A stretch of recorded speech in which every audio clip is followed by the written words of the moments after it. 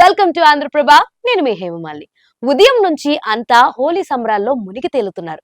ముఖాలకు రంగులు పూసుకుని ఒకరి సంతోషం ఒకరు పంచుకుంటున్నారు. ఇంద్రధనుసులోని రంగుల్లా జీవితం వెలిగిపోవాలని విషెస్ తెలియజేసుకుంటున్నారు. ఇక సోషల్ మీడియా విషెస్ గురించి అయితే చెప్పాల్సిన పని లేదు. మిడ్ నైట్ నుంచే వార్ మొదలైంది.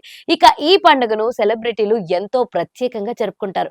ఎక్కడున్నా రంగుల వల్లిని మాత్రం మిస్ అవ్వని భామ అమ్మనులు చాలా మంది ఉన్నారు. అయితే ఈ బ్యూటీ విషయంలో మాత్రం హోలీ అంటే గోళీలు వేసుకున్న రోజులే గుర్తొస్తాయి. ఆమె ఎవరో కాదు, అందాల యువ హీరోయిన్ కృతి శెట్టి. ఆ ముచ్చట్లేంటో ఆమె మాటలోనే విందాం. హోలీతో నాకు బోలెడు తీపి అనుభవాలతో పాటు ఓ చేదు జ్ఞాపకం కూడా ఉంది. నేను 5వ తరగతిలో ఉన్నప్పుడు అనుకుంటా, మా అపార్ట్మెంట్ లో ఉన్న పిల్లలందరం కలిసి హోలీ సెలబ్రేట్ చేసుకున్నాం.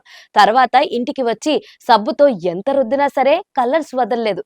దాదాపు 20 రోజుల దాకా ఆ రంగులు నా ఒంటి మీద అలాగే ఉండిపోయాయి. క్రమంగా చర్మంపై దద్దుర్లు దురదలు రావడం మొదలయ్యాయి. అవి పెరగడం ఎక్కువైంది. శరీరం రంగు మారిపోతుంది. దాంతో నాకు రంగులంటే ఎలర్జీ అని గ్రహించి అప్పటి నుంచి హోలీ ఆడటం మానేసా. అయితే స్నేహితులతో కలిసి రెయిన్ డాన్స్ లో మాత్రం పాల్గొంటా.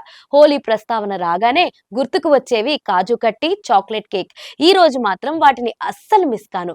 ఇంట్లో తినొద్దని చెప్పినా వాళ్ళ మాట వినను. నాన్న ఉన్నా కూడా దొంగతనంగా చాటుగా వాటిని లాగిస్తాను అని అంది. ఇక అమ్మడి కెరియర్ సంగతి చూస్తే గతేడాది ఒకే సినిమాతో ప్రేక్షకుల ముందుకొచ్చింది. కానీ ఆశించిన ఫలితాన్ని సాధించలేదు. కానీ న్యూ ఇయర్ లో మాత్రం దూకుడు ప్రదర్శిస్తుంది. తెలుగు ఛాన్సులు లేకపోయినా పరభాష తమిళ్లో బాగానే సినిమాలు చేస్తుంది. 3-4 సినిమాలు చేస్తుంది. ఆశలు కూడా వాటిపైనే పెట్టుకుంది. విజయాలతో కంబ్యాక్ అవ్వాలని చూస్తుంది.